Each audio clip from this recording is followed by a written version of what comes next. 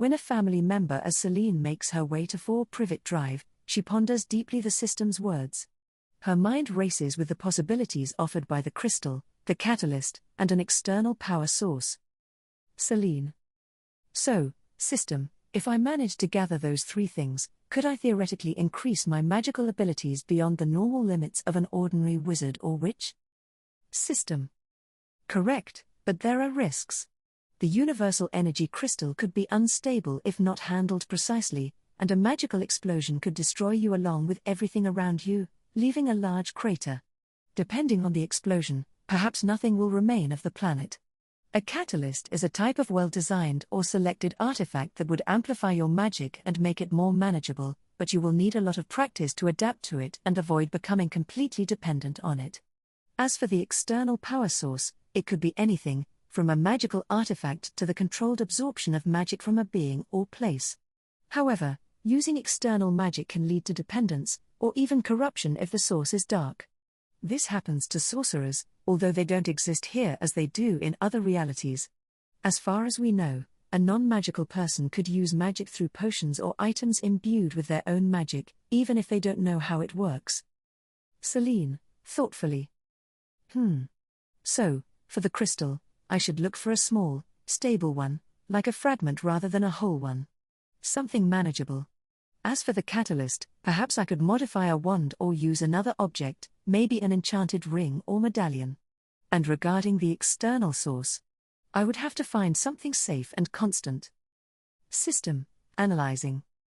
The possibilities are vast. Some points to consider. Universal energy crystal. Fragments of these crystals can be found in alternate dimensions or in places of high magical concentration.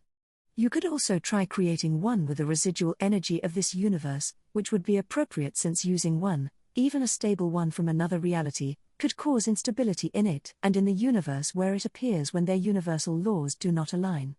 Magical catalyst, you could craft one tailored to your needs, such as an enchanted glove, or search for a legendary artifact.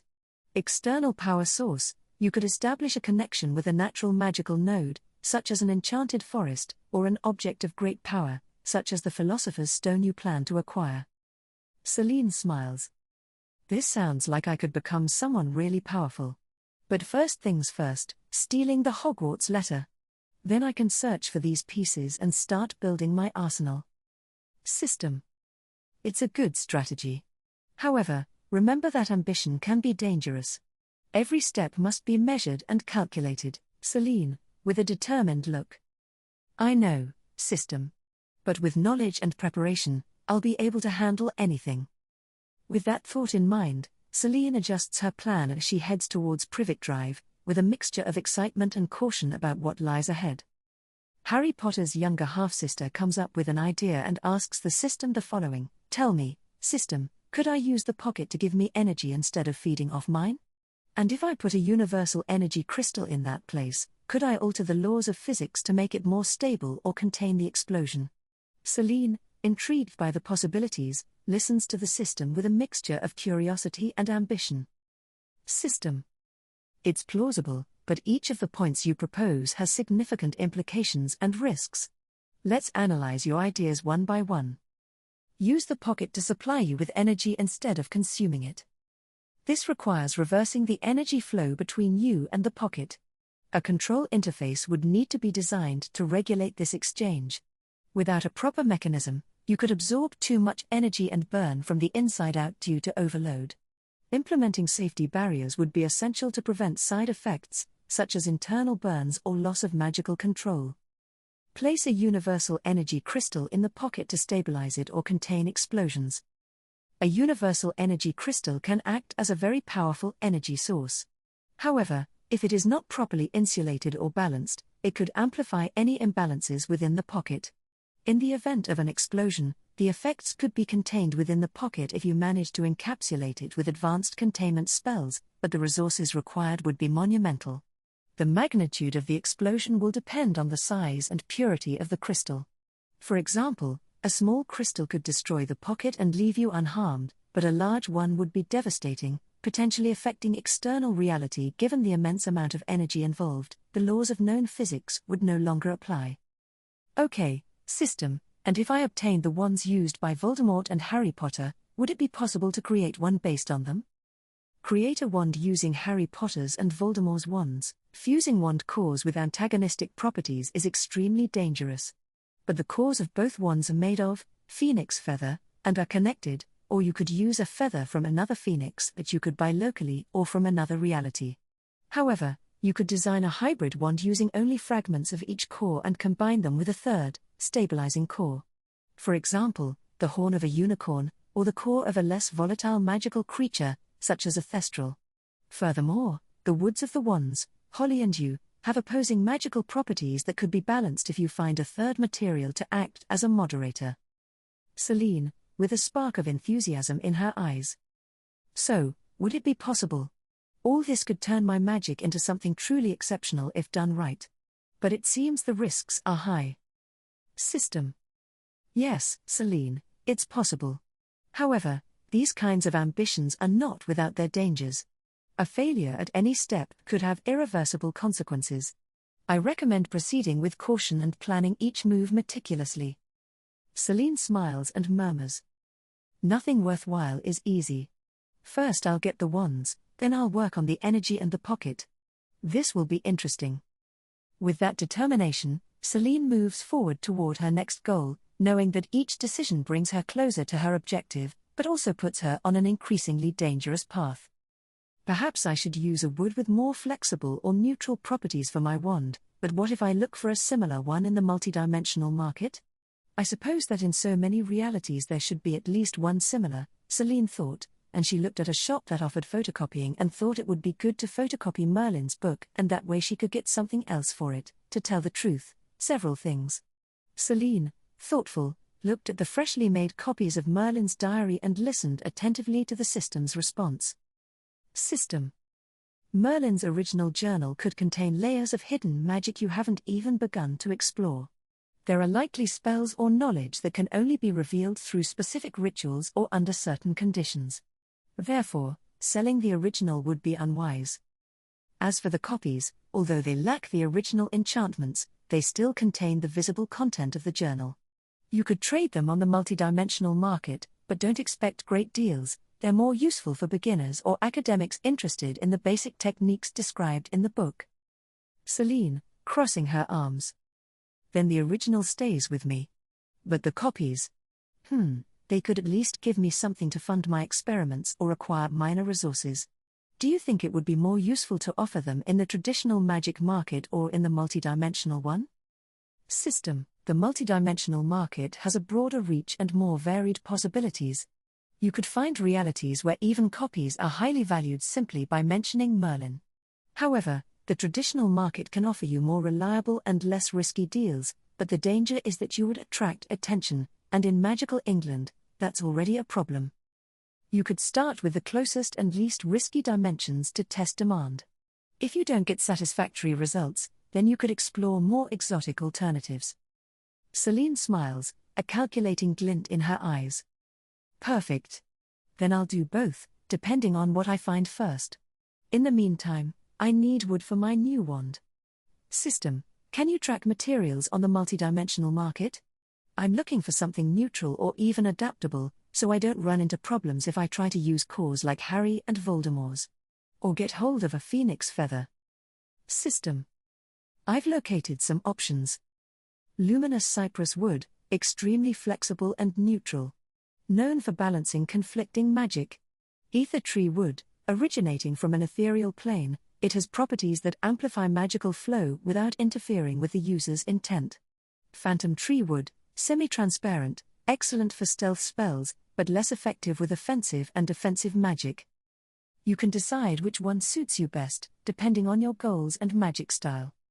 Selene nods excitedly. Luminous cypress sounds perfect, at least to balance the conflicting cores if I can't get my own phoenix feather.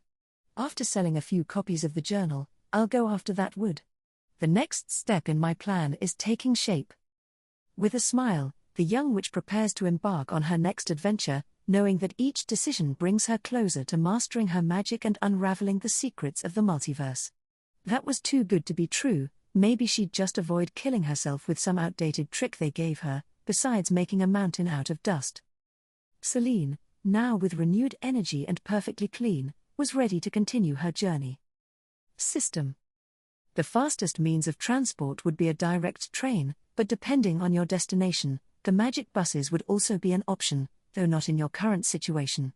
However, to maintain a low profile, the most discreet option is to take a conventional train. Selene nodded and headed to the train station, glancing at the many families on a trip.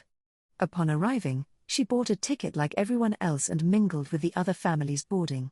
Once inside, she took a seat near a window, and as the train began to move, she became lost in thought about the possible acquisitions she could make with the copies of Merlin's journal. In her mind, Selene visualized the possibilities. Slime-type raincoat and pants, that would give me an extra chameleon-like cloaking trick. Plus, the material is flexible and durable. Perfect for my sneaky getaways, he thought, smiling mischievously. But would it be possible to get live slimes to raise? Although in their early stages they are weak monsters, they would be useful when processing materials or other positions. Besides, depending on what they eat, they can be poisonous enough to kill with a single touch or dissolve enemies in the blink of an eye. Ignition gloves with salamander runes. These are just what I need to boost my fire magic, even if they're used. Aesthetics aren't that important, what matters is that they work. In short, fire magic plus fire magic equals more powerful magical fire. As the train continued on its way, Selene mentally took stock of her current resources. She knew she still had a few copies of Merlin's journal and a couple of smaller items she could trade. System. Those acquisitions are reasonable, but consider also increasing your defenses. There are some inexpensive magic protection rings available, designed to deflect basic spells. Selene. That sounds tempting. Maybe a protection ring will be my next purchase after the gloves and jacket. If I'm well prepared, I'll be able to face anything with more confidence. Or at least not lose in the first attack, and then it's fight or flight. When the train finally reached its destination, Selene got off, located a sort of underground flea market, and quickly headed to this local magical market. Weaving through stalls overflowing with curious objects, she carefully searched for the items she had spotted. With cunning and her charming smile, she managed to negotiate prices, exchanging Muggle money. While the galleon is the most valuable currency in the wizarding world, purebloods, and especially goblins, possess the most. In the non-magical world, one can acquire useful things like food. The downside is that trying to exchange wizarding money for Muggle currency results in a loss of more than 50%, leaving goblins richer and wizards poorer. Now, besides copies of Merlin's diary, she could offer other things to obtain the slime jacket and ignition gloves. Which she managed to do. With her new jacket fitting her perfectly and her gloves in her bag, Selene left the black market before any aura appeared. Now I'm ready, system. I'm one step closer to being unstoppable. What's next? System. Your next goal is to decide where and how to use these tools. But first, it would be wise to practice a little with the gloves to make sure they are in good condition and don't have any unexpected defects. Selene smiled with determination. She knew that each acquisition, each step, brought her closer to becoming a formidable witch. Selene examined the items she had acquired.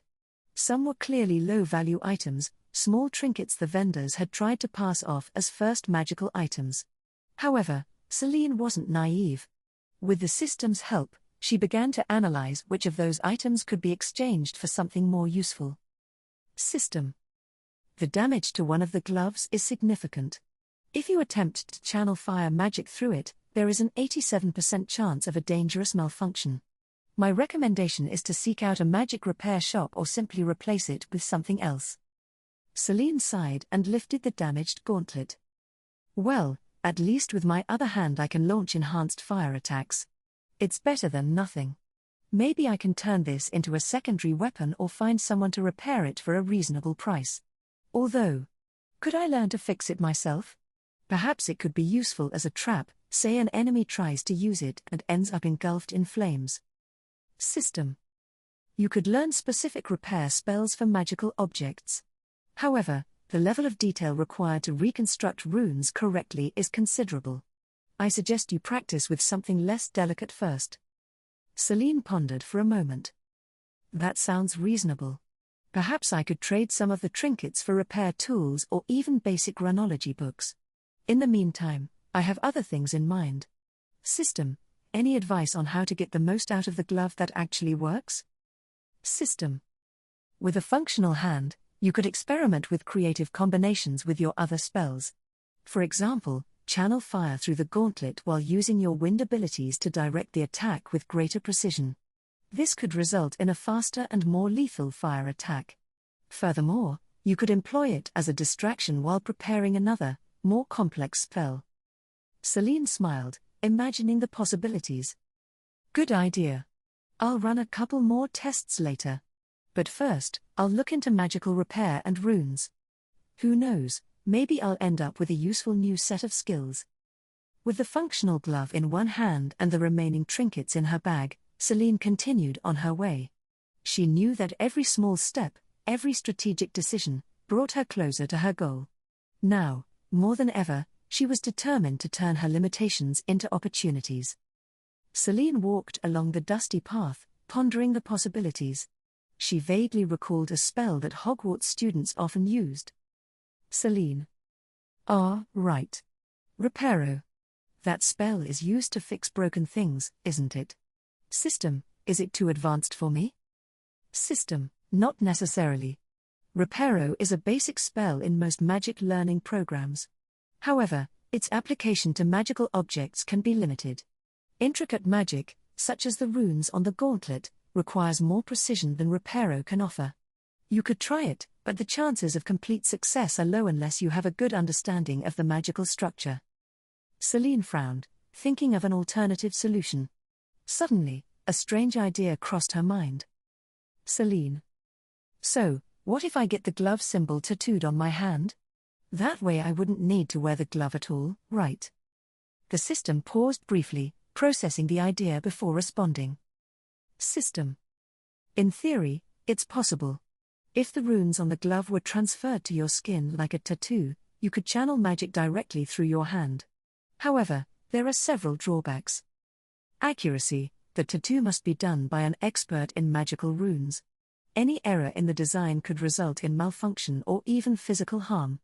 Maintenance: if the tattoo is damaged, whether by a cut, burn, or natural wear and tear of the skin, it would lose its functionality at best. At worst, you would literally have to cut off the tattooed skin to avoid death. Health: magical tattoos, like normal Muggle tattoos, involve risks, such as possible magical or non-magical infections, unwanted side effects, and even poisoning, as the substances used in the tattooing process can ultimately damage the body. Social relations: some wizards and witches consider magical tattoos unorthodox and might see you as eccentric or dangerous, while Muggles might view you as a criminal. Selene sighed, bringing a hand to her chin as she thought about it. So it's not exactly the perfect solution. But if I ever needed something more permanent and functional, it would be an option, albeit a risky one. System. If you decide to explore this option, I suggest you first practice with magic temporary tattoos or test objects before committing to something permanent. Selene nodded, convinced she should investigate further before acting. Well, it seems I still have a lot to learn. In the meantime, I'll focus on mastering what I have at my disposal. Perhaps Reparo isn't as effective with runes, but it'll certainly come in handy elsewhere. Time to find a good manual on that spell. With renewed determination, Selene continued on her way, reflecting on how to combine creativity and pragmatism to improve her magical abilities. Selene was walking, lost in thought, when an interesting idea crossed her mind. She looked at her damaged glove and considered an alternative that wouldn't compromise her body. Selene. System. What if instead of getting a tattoo I wear clothes with the symbols? Something like a jacket or a scarf with embroidered runes. If something damages them, I just replace them and that's it. System. That's a much more sensible option. Magical fabrics can be enchanted or embroidered with runes to channel magic without compromising your skin. However, you should bear in mind that such garments will require periodic magical maintenance to maintain their functional properties. Selene nodded, thinking of other options as the system continued. System. Furthermore, for more versatile magic, you could explore Eastern-style magical seals. These include fudder, enchanted scrolls that can be used to contain, protect, or attack. There are also paper talismans that adhere to objects or even enemies. Or, if Selene replies, I recall some jumping corpses that have these talismans on their foreheads. Those are the Chinese zombies you mentioned, known as Jiangshi. They're a classic example of how seals can manipulate magical entities. Selene was thrilled to hear this. Yes, something like that. Can I combine those seals with hand positions, like ninjas do in stories? That would be incredibly useful in combat, though it would require advanced practice. The hand positions, known as kuji-in, are based on a spiritual focus and energy manipulation. You can learn to integrate them with your magic seals to create faster and more effective combinations. This would allow you to cast spells without relying so heavily on your physical objects. Selene considered the full potential of this new technique. Then I need a crash course in seals and hand positions. Perhaps I can trade some copies of Merlin's book for materials or to learn more about this system. A viable idea. You could also look for a teacher or a grimoire specializing in Eastern seal techniques and hand positions. This approach would give you access to broader and more strategic magic. With a confident smile, Selene decided that her next goal would be to learn and master these techniques. Meanwhile, she continued to refine her magical style and explore new ways to combine knowledge from different magical cultures to become even more powerful. The little witch looked at the shop windows as she walked towards her destination, and something caught her attention, a tent that would be useful. After all, there was still some time before the letter arrived and she couldn't stay inside her training or entertainment space for too long, depending on the use case. Once she bought it, she continued on her walk. Selene watched from a corner, using her magical stealth to remain hidden as she kept watch on number 4 Privet Drive. The summer heat filled the air, and from time to time she cast furtive glances toward the house, hoping to detect any unusual movement. As she remembered, a certain cat-breeding lady wasn't an ordinary muggle. System. Your observation is correct. Mrs. Fig, the cat keeper, is a squib in Dumbledore's service. Her role is to observe and report any magical anomalies in the neighborhood, especially those related to Harry. However, she does not have the ability to intervene directly. Selene whispered to herself, a wry smile playing on her lips. Ah, the perfect plan. Let Harry grow up amidst abuse and neglect, then expect him to become a hero. Who designs these things? A frustrated villain? System. Dumbledore's reasoning focuses on the magical protection offered by Lily's sacrifice, linked to her sister's home. However, your point is valid from an ethical perspective. Selene sighed, crossing her arms. Well, I didn't come here to be the savior. My goal is simple, to steal that card and make my move. Although. She remained thoughtful, recalling what the system mentioned about the snake. Selene. So I should intervene at the zoo? Turn the snake Harry releases into my familiar. I like the idea, but that'll complicate my plan a bit. How viable is that, system? System. Feasible, though you must proceed with caution. A magical familiar forms a deep bond and offers support in combat, espionage, or channeling magic. However, such a creature would require a ritual to formalize the bond. You could begin with a basic connection of protection and loyalty, and then strengthen it in the future. Selene smiled as she adjusted the hood of her cloak. Perfect. Then, change of plans. First, the zoo day is coming up sooner, so I'll have to infiltrate and make sure I'm close to Harry to bond with the snake. Any advice on how to avoid being detected while I make the bond? System. If you use a distraction spell in conjunction with your magical sigil, you can divert the attention of anyone nearby. It would also be helpful to prepare beforehand an incantation that strengthens the magical connection with the snake upon its release. Selene nodded. Sounds like a plan. Time to sit back, observe, and let the plot of this place unfold. Until my time comes. With patience and cunning, Selene settled into the shadows, ready to intervene at the perfect moment. Meanwhile, she fine-tuned her plans to ensure she obtained both the letter and a new ally in the form of a serpent. Selene remained hidden near number 4 Privet Drive, her gaze fixed on Harry Potter's slender figure as he cleaned the windows in the blazing sun. His Aunt Petunia's shouts echoed from inside the house. Selene clenched her fists, a mixture of frustration and helplessness crossing her face. She knew that intervening would be a strategic mistake, but that didn't make watching any easier. Selene muttered to herself. It's almost pathetic how they're allowed to raise their savior. If he didn't have greater goals, he would have already struck this house with lightning. Note: learn how to shoot lightning. System. Intervening would alter the established timeline, which could have unforeseen consequences. Furthermore, at this time, your magic could expose you to the surveillance of Dumbledore or the Ministry. Selene exhaled deeply, trying to calm herself. She shifted her focus, pulling out a small scroll she had recently acquired through one of her trades. It contained an interesting ritual, a process for binding a non-magical animal as a temporary familiar. Selene. This ritual will be useful for the zoo snake. I don't have much time to practice, but it seems simple. The fact that it's a captive-bred animal reduces the risk of it attacking me. Although, will it be intelligent enough to understand our needs? System. Snakes, though not magical, possess instinctive intelligence and an inherent connection to magic.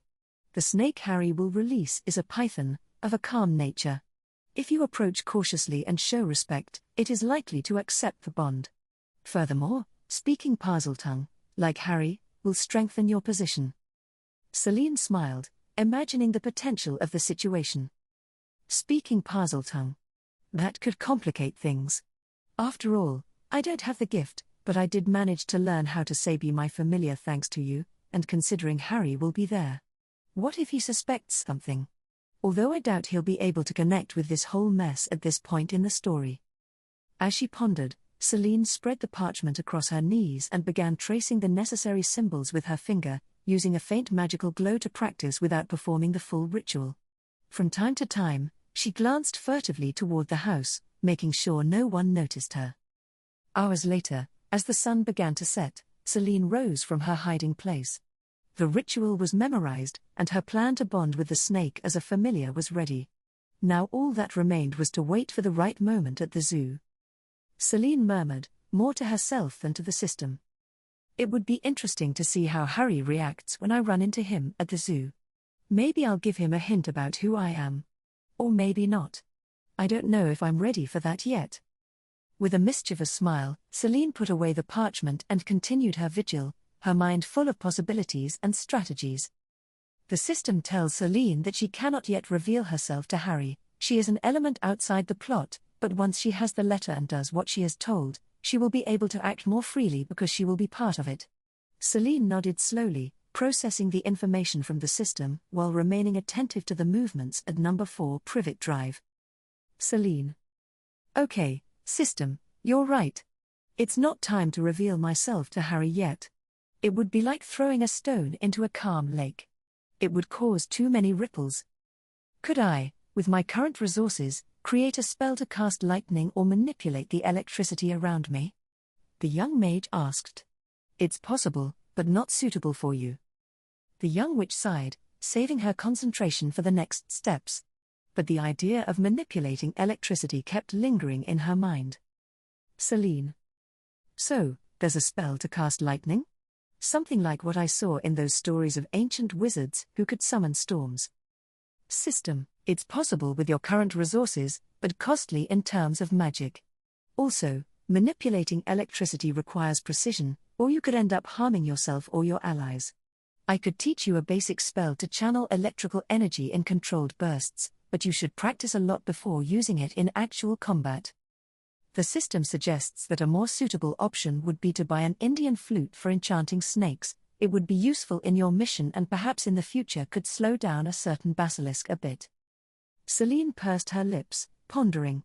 However, the mention of the Indian flute caught her attention. Selene. A flute to charm snakes? I suppose that makes sense. If I can slow the basilisk down in the secret chamber, it might save me from a direct encounter. At least for a few minutes. System. The flute wouldn't just be useful against the basilisk. It could be helpful in other situations where you face magical creatures sensitive to vibrations or sounds. You could even use it as a distraction instead of a direct weapon. Selene smiled mischievously. Okay, system. I'll make the investment in the flute. Besides, it would be interesting to learn how to play it. Is there anywhere I can get one at a good price and without drawing attention to myself? System. In the multidimensional market, there is a basic Indian flute that is not magical but could easily be enchanted. There are also flutes that are already enchanted, although they are more expensive. I can guide you through the exchange. Selene nodded, excited. Perfect. I'll make the purchase and then study it. It never hurts to have one more tool in your repertoire. The witch leaned against a nearby tree as she waited to complete her missions to find a familiar or the Hogwarts letter, her mind racing with possible uses for the flute and how to practice the electricity spell in pocket space. Her determination grew with each planned step.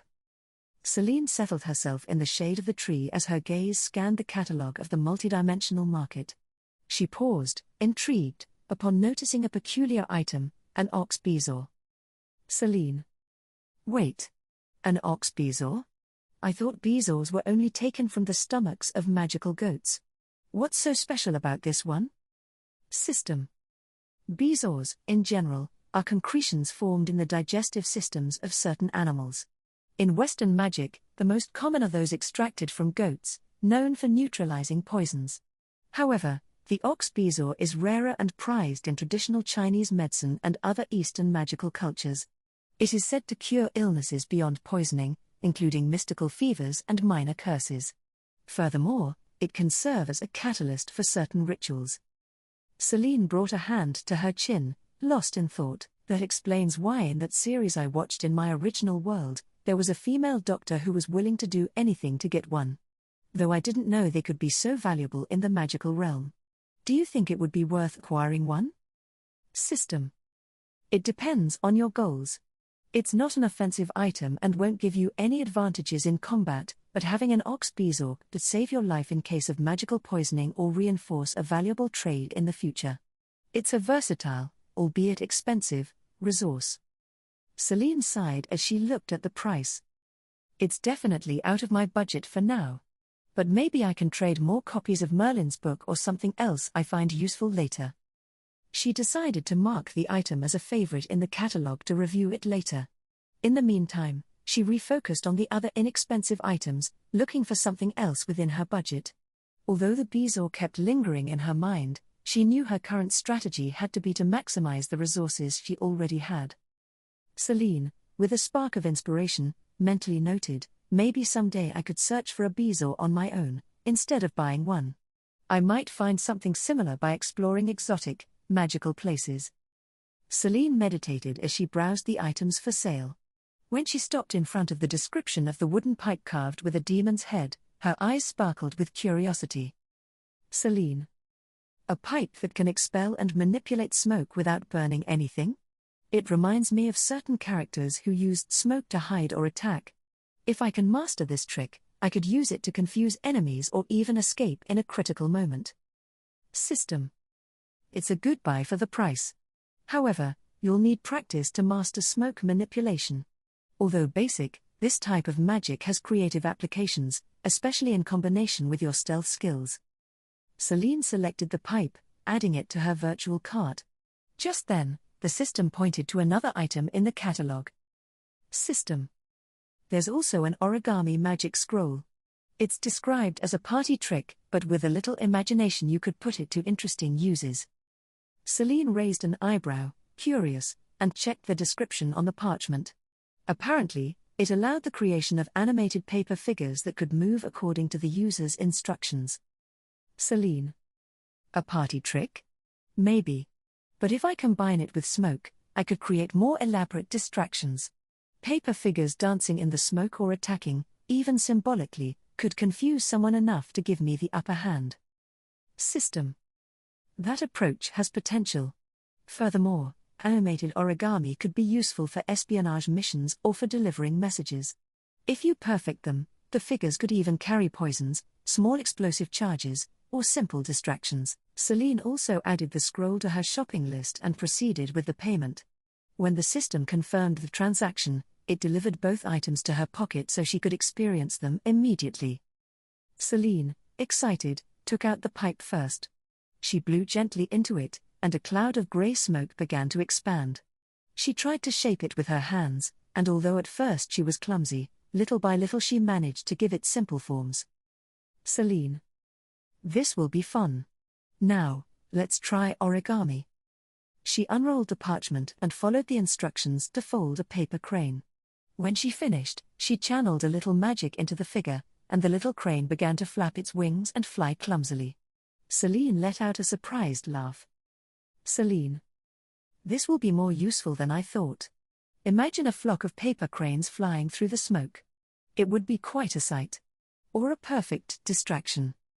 She put away her new acquisitions with a satisfied smile, ready to integrate them into her future plans. Selene sat in a secluded corner, watching the origami figures she had created fly in circles. The cranes and small paper birds followed her instructions precisely, but she couldn't help feeling that something was missing to perfect the trick. Selene. Well, at least these little birds follow basic commands. But I have no idea how to get the most out of them. How useful can a bunch of flying paper be if something really dangerous attacks me? System. With creativity, everything has its use. Your birds could carry messages, divert attention, or even transport magical substances, such as poisons or paralyzing potions. But I agree that you need something more offensive to balance your abilities. Selene sighed as she examined the pipe in her hands, trying to figure out how she could use the power of smoke without relying so heavily on it.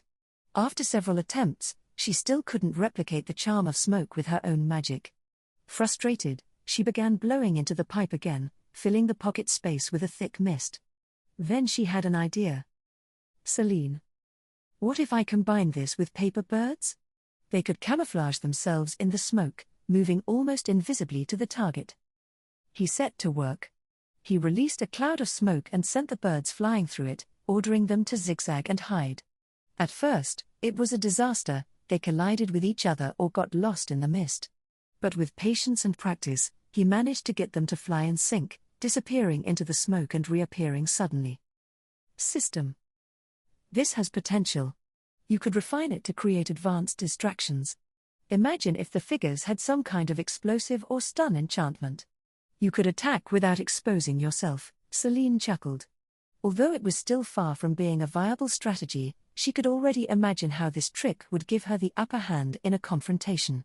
However, her thoughts drifted back to her past life. Selene. You know, system, when I came to this world, I expected something more modern. My world had the internet, video games, and television.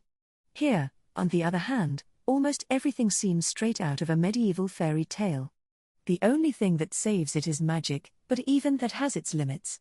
I really hope I can use magic to live better and not just survive. System. That depends on how you use your resources. You have the knowledge of your home world and the opportunities of this magical world. The key is finding the balance between the two.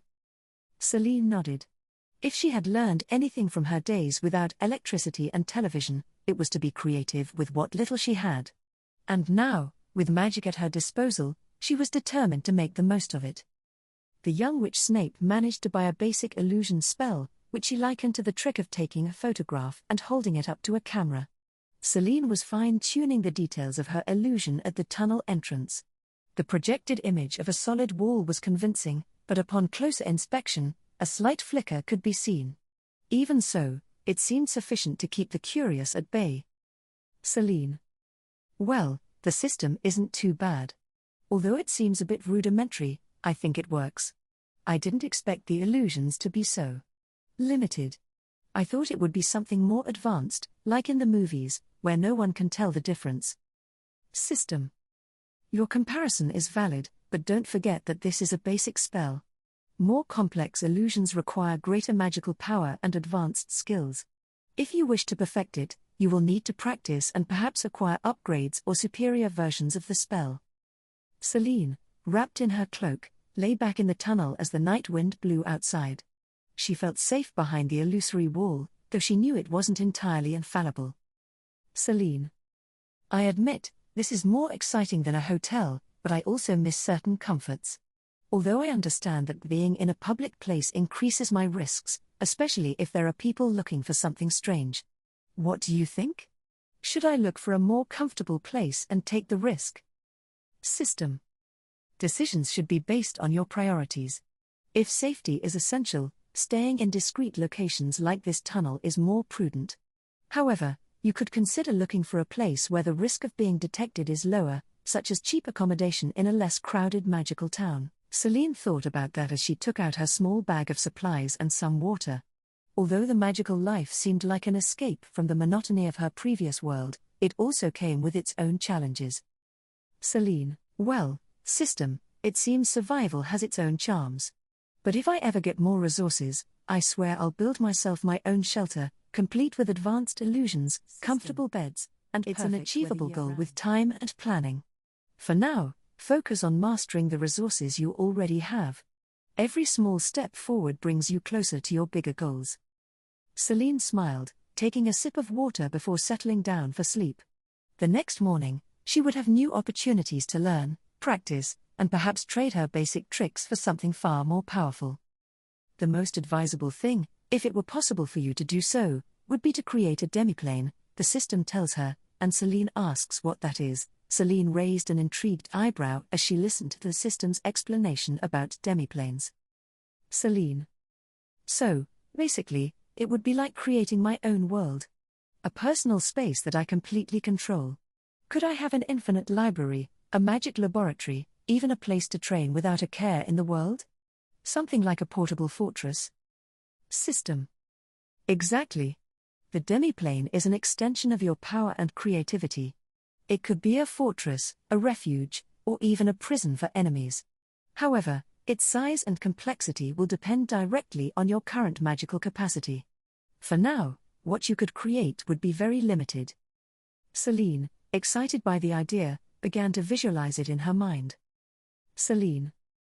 I could decorate it like an enchanted tower, with walls that change color according to my mood. It would have a garden full of magical plants and a lake with healing properties. And maybe a training room where gravity is controllable. But wait, how do I build it? Is there a spell or ritual to start with? System. Creating a demiplane requires an advanced ritual and expensive materials. A high-level magical catalyst would be essential, along with an object to act as an anchor for the plane. In addition, you would need to study spatial or dimensional magic. This isn't something you can do right now, but you could start by gathering the necessary materials and knowledge. Selene sighed, though her enthusiasm did not diminish. Selene. Okay, it looks like it'll be a long-term project. For now, I'll keep working on improving my skills and resources. But tell me, system, if I had a demiplane, could I link it to objects? For example, enter it through a mirror or a book, like in some stories I've read. System. It's entirely feasible. With the proper knowledge and preparation, you could create access points to your demiplane in specific objects, but you'll need to protect them well. If someone else discovers or steals the object, they could enter your space and take advantage of its benefits. Selene nodded, already planning how she would conceal access to her future demiplane. Selene, it's decided. This will be one of my biggest goals. One day, I'll have my own magical kingdom, my personal sanctuary. Until then, I'll just have to make do with what I have. But how exciting. System. It's an ambitious but achievable goal. Your determination is a good start. Selene smiled as she began to mentally compile a list of things she would need for her project. There was something comforting about the idea of building a place where she would be untouchable and truly free. Selene asked the system if she could suddenly open a skills window or a status sheet, where she could see her level, power, intelligence, strength, talent, or see it on others to learn more about them. Selene listened attentively to the system's response. The system replied curtly that she wasn't in a video game, but it was possible to give her something similar that would indicate her progress and current level, while applying it to others was complicated. However, it could detect certain anomalies like curses or diseases, or if someone lied to it, relatively speaking. Selene crossed her arms as she pondered the possibility of having a skills window. Selene. Understood. I'm not in a video game, but something similar could be very useful. If I can see my progress and detect anomalies in others, it would be like having a magic radar. So, system, adjust whatever you need to adjust and show me my status. System. Making the necessary adjustments. I warn you that this function will be more limited than a character sheet in a video game, but it will provide you with relevant information. Preparing your first report. A translucent panel appeared before Selene, floating in the air like a magic screen. It displayed details about her current state. Selene Snape's state. Magical level, advanced beginner. Notable skills, wind manipulation, moderate. Basic illusions, active. Enchanted origami, moderate. Concealment charm, moderate. Physical condition, healthy. Magical energy, 75% available. Overall progress, on the rise. Recommended skill analysis, increase illusion control. Develop offensive techniques, lightning or fire. Practice basic rituals. Selene smiled as she checked the screen. Selene. This is great. It's more detailed than I expected. Now, tell me, how will I use it with others? You said it could detect curses, illnesses, or lies. How would I activate that? System. To apply it to others, you will need to concentrate on them and channel your magic into a reading. It is a subtle process, so not everyone will notice that you are analyzing them. However, if the person is very powerful or magically protected, you could be detected or even blocked. Selene thought for a moment, considering the possibilities. Selene, that sounds useful, but also dangerous. I'll have to use it carefully. By the way, does this window update automatically or do I have to activate it each time? System. It updates automatically when there are significant changes. You can also activate it manually to check your status at any time. Selene nodded in satisfaction. Selene. Perfect. This will be a great help. Now I feel one step closer to becoming a truly formidable witch. With that renewed motivation, Selene closed the window and continued her training, now more aware of her progress and potential. Selene asked the system if she could perhaps use it to analyze objects or sights. Selene listened attentively to the system's explanation while playing with a magic feather she had acquired in one of her recent trades. Selene. So, system, can I use this new feature to analyze objects and places? You say it depends on my magic level. For now, can I analyze something simple like this park or the tunnel where I camped? System. Yes, you could try. However, the scan will be superficial if the site or object has any kind of magical protection or complexity. For example, a simple tunnel could be scanned completely, but a place like Gringotts or a haunted room at Hogwarts would require much more magical power. Selene nodded thoughtfully. Selene. And regarding books? If I touched one, could I copy its contents without opening it? I don't just mean capturing images while looking at it, but the entire text. System. That's possible, but it requires certain conditions. If the book has magical protection, your current ability won't be enough to extract its contents. The process takes time. A minute of direct contact might suffice for ordinary books, but complex or magical books could require more time. There is risk. If the book contains traps or curses, activating them through contact could be dangerous. Selene sighed as she dropped the pen onto the makeshift table she had set up in the park. Selene. So it's not as easy as in those stories where a character touches something and, bam, gains all the knowledge. System. Correct. You could try it with simple books to practice. For now, I would recommend being cautious and using magic gloves or some other means of protection before touching unfamiliar books. Selene thought about the damaged gloves she had recently acquired. Selene. Perhaps I could restore those gloves first. Although they're damaged, they could serve as basic protection. I'm also going to practice this analysis on small objects and sights. It's a good start. System. That would be wise. I suggest you try everyday objects before moving on to magical artifacts.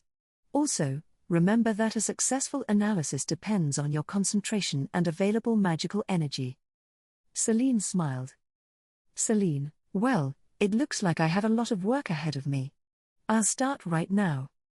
With that plan in mind, Selene looked for a nearby object to test her new abilities, determined to continue perfecting her technique.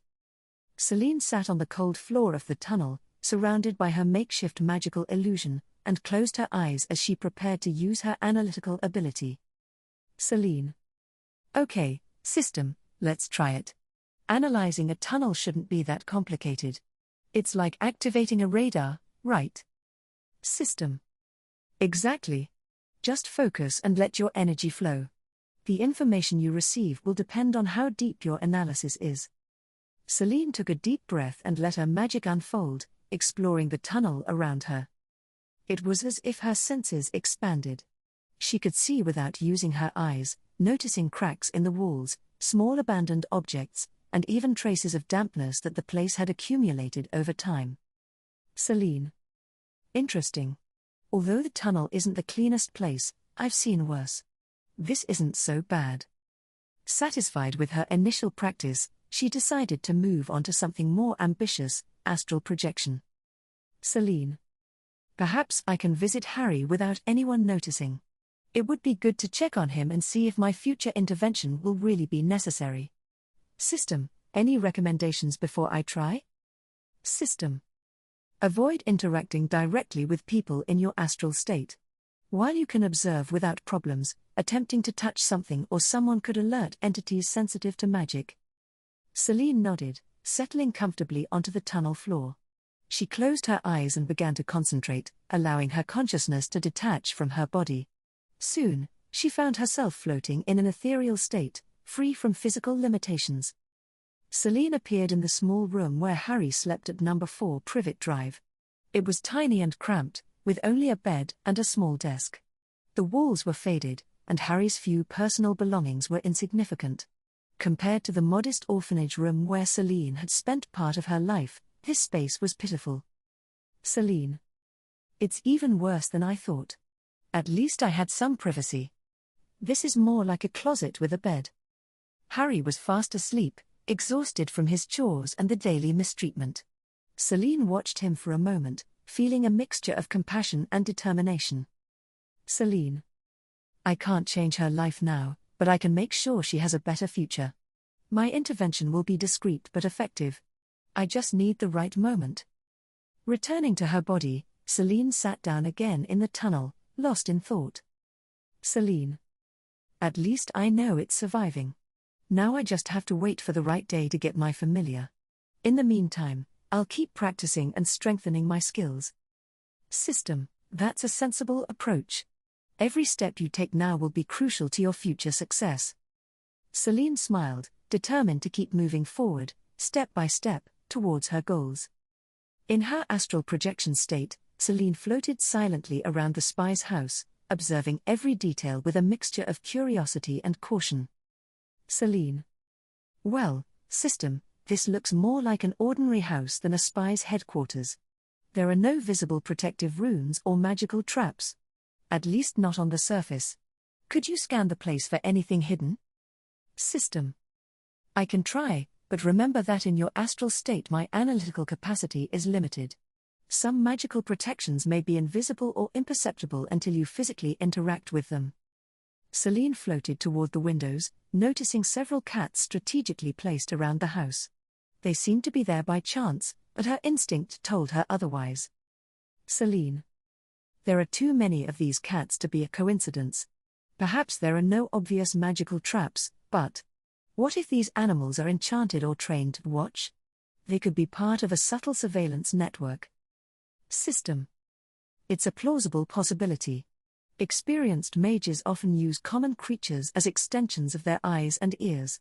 If you want to explore further, avoid interacting directly with them. Selene continued exploring the surroundings, reflecting on her thoughts. Selene.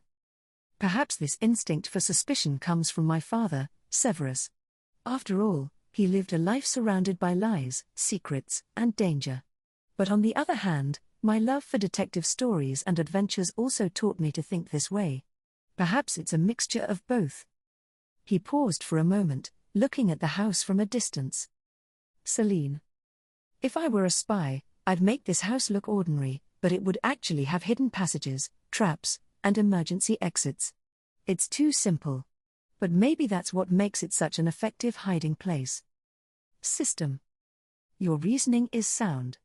Underestimating a place because of its simplicity can be a fatal mistake. However, remember that you are here to observe, not to intervene. Remain cautious. Selene. I know. I'm just assessing the situation. Every detail could be crucial if things get complicated. After observing for a while longer, Selene decided to return to her body in the tunnel. She awoke with a feeling of satisfaction. Although she hadn't found anything conclusive, she felt that each step she took brought her closer to her goal. Selene.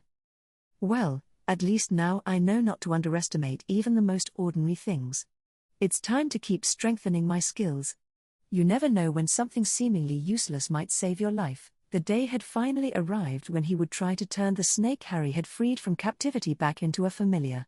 At first, he thought of hiding to levitate and move using air currents, but now he was in the city, meaning power lines. Besides, he would use up his energy, which wasn't much. Although he could already do more magic than Harry, he wouldn't risk running out of energy. So he just put on a change of clothes and paid his bus fare. Selene was on the bus, her thoughts a whirlwind of strategies and nerves. Selene. I can't fail. If I don't manage to bond that snake as my familiar, I'll have wasted the best opportunity I've had in a long time. It all depends on Harry freeing it like in the original story. But I mustn't interfere, just observe and act at the right moment. The system, ever present, interrupted his thoughts. System. Remember, Selene, keeping a low profile is crucial. Any magical anomaly can be detected, and you can't afford to attract attention now. Trust your plan and wait patiently. Selene adjusted the scarf that covered part of her face, not so much because of the cold, but to prevent anyone from remembering her features too clearly. She had bought a simple change of clothes so as not to stand out in the neighborhood. Upon reaching the vicinity of the zoo, she moved cautiously, making sure not to draw attention as she positioned herself strategically. She watched Harry enter the enclosure with the Dursleys. His face radiated that mixture of resignation and sadness that irritated her so much. Selene, thinking. How could Dumbledore let her live like that? Clearly, that decision was more for convenience than out of genuine concern. Oh well, not my problem now. Focus on the snake. After a while, the Dursley family arrived at the reptile enclosure. Selene positioned herself nearby, pretending to observe a fish tank so as not to arouse suspicion. Soon, it happened exactly as she remembered. Harry began talking to the snake in the terrarium, marveling that it responded to him. Selene. There it is. This is my moment. When Dudley pushed Harry and the snake was accidentally released from the tank by an unintentional charm, Selene prepared herself. She waited patiently for the snake to begin slithering out of the enclosure. Selene. Now or never. In a discreet movement, he extended his hand toward the snake, murmuring a spell he had practiced for days. Selene. Consilium familiaris. Energy flowed gently from her hand, seeking to establish a connection with the snake as it moved toward the exit. Selene noticed the spell seemed to be taking effect. The snake paused for a moment, turning its head toward her with an odd gleam in its eyes. Snake. You speak like him? Selene, surprised but determined, replied in Parseltongue, yes. I offer you a bond, an alliance. Together we will be stronger. What do you say? The snake seemed to hesitate, but then nodded slowly before continuing its journey to freedom. System. The initial bond is established. You'll need to strengthen it with time and care. But for now, you've achieved your goal. Selene let out a sigh of relief, feeling a mixture of excitement and exhaustion. Selene, thinking. I did it. Now I have a family member, and not just any family member. This is a huge step. I can't let my guard down, but at least I'm making progress. She watched from afar as the Dursleys scolded Harry for the incident, while he tried to understand what had happened. Selene remained hidden, satisfied that she had achieved her goal without significantly altering history. Selene put her relative in her bag and distracted people with origami birds that, after fulfilling their task, lay still on the ground like ordinary paper. She wanted Harry's help but couldn't get it, and she remembered what the snake had said to her. You speak like him? Do I have some of Voldemort's soul in me? Yes, was the answer. Selene felt a chill run down her spine upon hearing the system's response. Selene, whispering to herself. Perfect. As if I didn't have enough problems already. Now it turns out I have a fragment of Voldemort's soul inside me. This complicates things. Although, of course, when doesn't it? Great, now they'll have to cast an Avada Kedavra curse on me to get rid of it too. As she walked briskly away from the zoo, Selene pondered her relatives' words and their implications. She stopped at a nearby park, making sure no one saw her, and opened her bag to examine the snake. Selene. I guess you and I are even more connected now than I thought. At least I managed to get you out of there. What should I call you? You need a name. The snake observed her with intelligent eyes, as if it understood more than it let on. System. The soul fragment is inactive for now. However, its influence could manifest if your magic level rises too quickly or if you attempt to use advanced dark spells. The good news is that it doesn't appear to be tied to your essence, it could be removed without harming you. Selene, frowning. Could I? That sounds very conditional, system. I see the purified water didn't do anything to it because I still carry it inside me. The system responds, you could use holy water, but the system adds, but you can only get that by exchanging it for a philosopher's stone, which is the easiest way. Selene thinks, what did she just say? And about getting holy water in exchange for a philosopher's stone. Really? Isn't there an easier way? System, the most effective options are usually expensive. You could also try to find an advanced purification ritual, but it would require rare materials and considerable time to perform. In addition, you'll need protection during the process, as it could attract entities interested in the fragment. Selene sighed and slumped down on a park bench, watching some children playing ball in the distance. Selene, so. Basically, I have to decide between living with this or risking a complicated ritual. For now, I think it's best to keep the fragment quiet and making sure her relative was comfortable. Selene, thinking. First, I need to stabilize my bond with her. Then, perhaps I should investigate the philosopher's stones further. I don't want to rely on something so powerful, but if it really is the easiest way, then I'll have to consider all options. She stood up, adjusting her cloak to better cover her figure. Selene. Okay, system, let's head back to the hideout. I still have a lot to plan. And it seems my troubles are just getting started.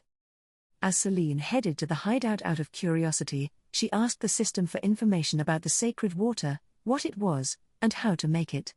And well. Selene walked silently towards her hideout, slowly chewing over the information the system had given her about the sacred water. Selene, thinking. A whole year of preparation. Pure water that is probably only found in the most inaccessible corners of the world. Why?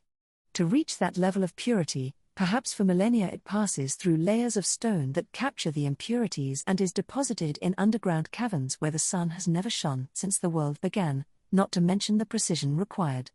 Are you sure, system, that it doesn't contain lunar dust or something equally ridiculous?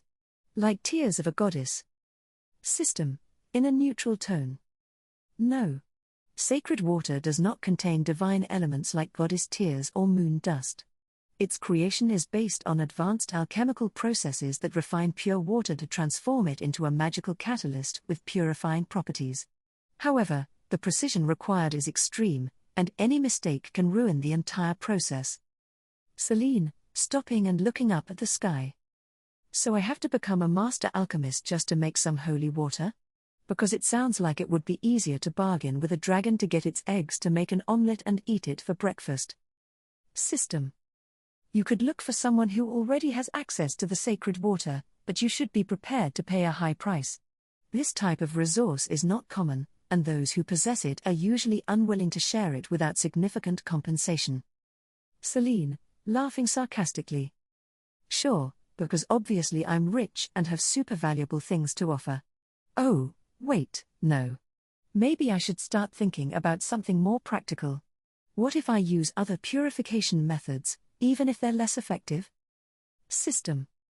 There are minor rituals that could weaken the fragment's influence, but not eliminate it entirely. These rituals could be kept as a temporary solution while you gather resources to obtain holy water or an equivalent method. Selene sighed, adjusting her bag and resuming her walk towards the hiding place. Selene, speaking softly, I suppose, for now, I'll have to be content with keeping this under control. But if I ever reach Snape's level in potions or Nicholas Flamel's in alchemy, well, I suppose I can afford to try. Upon arriving at her hiding place, Selene took out her notebook and began to write down what she had learned about the sacred water, the possible alternatives, and the temporary control measures. Selene. A whole year, water impossible to find. It seems like a suicide mission. But at least I have time. I can't afford to fail. This fragment of Voldemort won't ruin my life. And with that determination, he continued preparing his strategy. Selene Snape now only had to obtain the letter and perform the ritual indicated by the system. Selene sighed as she gazed at the dark night from her hiding place. Selene, thinking. Is there really some deity or higher power that enjoys watching me try to sort out this mess? Because between Voldemort, the holy water, and this ritual, it seems like someone up there has a sense of humor. System, in a neutral tone. If there are deities interested in your actions, they have not left clear signs. However, the events you face are a combination of your own decisions and external circumstances. Selene, raising an eyebrow. That doesn't help, system. But thanks for trying to sound philosophical. Suddenly, an idea crossed his mind. Selene. System, I want the pocket space to recreate my familiar's natural habitat. I need to talk to her. If we're going to work together, it's best to get to know each other, even if we don't have much in common. System. Understood. Configuring the pocket space to emulate a warm, humid, and dark environment, similar to that of a tropical rainforest. This will optimize your family members' comfort. Selene, nodding. Perfect. Open it. The system obeyed, and a luminous door appeared before Selene. Upon crossing it, she found herself in a tropical environment. There were tall trees, hanging vines, and a warm, humid air that reminded her of a greenhouse. In the center, the snake rested coiled upon a warm rock. Selene, approaching cautiously. Hello, friend. How are you finding this new temporary home? The snake raised its head, its eyes gleaming with an intelligent tinge. Snake. It's suitable. Better than the glass box I was in before. Why did you bring me here? Selene, sitting down across from her. I want to get to know you. If we're going to be allies, we need to trust each other a little more. Do you have a name or something you'd prefer I use to call you? Snake. Humans didn't give me a name. Call me what you wish, but make sure it's worthy. Selene, smiling slightly. How about Nasha? It means poison in Sanskrit. Nasha, thinking for a moment, it's appropriate. What do you want from me, human? You're not doing this out of kindness alone. Selene, shrugging. I need help, and so do you. You're my familiar now. That connects us, makes us a sort of team. Besides, I could use someone who understands me. Even if you are a snake. Nasha, with a soft hiss. We'll see if you're worthy of my loyalty. For now, I'll be content to observe. Selene, nodding. That seems fair to me. In the meantime, enjoy your little paradise here. Who knows, maybe we'll even get along. Selene stood up, letting Nasha settle back onto the warm rock. As she left the pocket space, she couldn't help but think that, although the path was difficult, at least she wasn't alone. After some time, it was time to complete the mission that night. Selene watched from the shadows as the owl slowly approached with the letter in its beak. Selene, thinking. Just one precise move. No mistakes. Come on, little card, come with me. The owl tried to insert the letter into the slot, but Selene, with her stealth activated and reflexes at their peak, caught the corner with her fingers. She slowly moved it out, careful not to alarm the bird. Once the owl flew away, Selene examined the letter in the dim moonlight. System, in a calm tone. Well done, Selene. With less effort than expected, you now have the card in your hands. It's time to perform the ritual. Selene, with a small smile. Thanks, system. This was easier than I thought. Maybe I'm getting better. Following the system's instructions, Selene went to a secluded spot where she couldn't be seen. She took out the materials needed for the ritual, including a quill, magic ink, and a small container of magic fire that she had purchased with her own money. Selene looked at the letter still in her hands, feeling a mixture of pride and relief. Selene, talking to herself. I did it. Part of me didn't think it would be that easy. Thanks for your help, system. Although, if I may ask, why did you say the letter was in the Dursleys' hands? It wasn't. System, in a neutral tone. My apologies, Selene. My prior knowledge was based on the stories you know from the world of Harry Potter. However, this reality is not identical to the books or films. Variations can occur in small details, like this one. Selene, frowning. That's frustrating. But at least I have the letter now. Is there anything else I should know before we move forward? System, with a slight tone of enthusiasm. You've unlocked a new trick, Rapid Blink. This spell allows you to perform a short teleportation to any location you can clearly see with your eyes. However, there are certain limitations. Selene, crossing her arms. I knew there were drawbacks. What are they? System, first, you cannot return to your starting position with this trick unless you physically turn around to look behind you. Second, closing your eyes to prepare or perform the trick can leave you vulnerable to attack for that brief moment. Finally, the range is limited to your clear, unobstructed line of sight, so opaque objects or terrain will block the spell's use. If you try to jump through a window, it would be like hitting it, but on the other hand, if you look through a gap or crack, you can pass to the other side without a problem. Selene, nodding slowly. Understood. It's more of a tactical shortcut, not a miracle cure. Anything else I should consider? System. The trick has a moderate magic energy cost, so it's best not to use it repeatedly in a short period of time. It could leave you exhausted if you overuse it. Selene, smiling. Sounds fair. Although it sounds perfect for escaping tricky situations. I'll have to practice it. But somewhere safe. I don't want to accidentally blink into a pole or something worse. System. A wise decision. Now that you have the card and a new trick at your disposal, it's time to decide your next move. What will it be, Selene? Selene, thinking. First, practice rapid blinking. Then, continue on my way and figure out how to integrate into Hogwarts without drawing too much attention. Although, being a Snape, that will be tricky. Selene, talking to herself while preparing everything. Sign in blood and magically burn. Rather dark for my taste, but if it makes me an unofficial student, I'll do it. Hogwarts, here I come. She lightly cut her fingertip with a sterile needle from her emergency kit and used her blood to sign her name above the letter, just below the original text. The magic in the ink reacted to the contact with her blood, making the signature glow with a silvery glimmer. System. Now, place it in the magic fire and observe. Selene, throwing the letter into the fire. Please don't let this explode in my face. The fire consumed the letter quickly, leaving a small cloud of golden smoke that swirled in the air before disappearing. Selene felt a faint buzzing inside her, as if something within her had changed. System. Ritual completed. You are now an unofficial Hogwarts student. This will not directly interfere with the main storyline, but will grant you access to resources, spells, and magical connections tied to the school. Selene, sighing in relief. Perfect. Although I am curious, system, should I be worried about how this will affect the rest of the events? Or will everything just flow naturally? System. If you keep a low profile, the story will unfold as it should. But, as you know, any significant action could have side effects. Selene, smiling, that makes it an interesting challenge.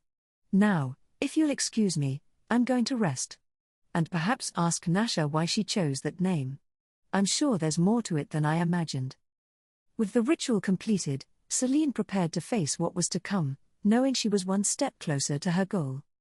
With a determined smile, Selene emerged from her hiding place to plan her next steps, knowing that the magical world held many more surprises for her. Early the next morning, Selene sighed as she walked along the streets near the Dursleys' house, with her familiar Nasha in her magic bag. Selene, speaking softly. 1 week. Just 1 week to follow Harry and that family into their impromptu exile. Although, the weather in a lighthouse sounds cold and damp. I don't know if that's the best thing for Nasha. System, intervening in his usual tone. You can let Nasha curl up around you. Your magical energy will help regulate her body temperature. Furthermore, the magical bond between you is strong enough to prevent her instincts to suffocate her prey from taking over. Selene, raising an eyebrow. Are you absolutely sure? I don't want to wake up one night and find out Nasha is using me for dinner. System, calm. Your bond ensures that you will not be perceived as prey, but as an ally and protector. Furthermore, your shared magic strengthens the trust between you both. Selene, crossing her arms as she thought. I suppose that makes sense. Although it would be easier if I could create a small device to regulate the temperature of its habitat. But, for now, I'll trust what you say. System. A more permanent solution could be developed over time. For now, stay close to Harry and make sure you're ready for the trip to the lighthouse. Remember, it's crucial not to interfere too much in his story, at least until the time is right. Selene, muttering. Yes, I know, I can't change things too much. But I wonder if staying close to Harry might lead me to meet people who could help me in the future. Maybe even learn something useful. System. A logical strategy. For now, your priority is to integrate yourself into the flow of events and keep your link with Nasha secure. Remember to practice the new teleportation trick when you have time, as it could be useful in unexpected situations.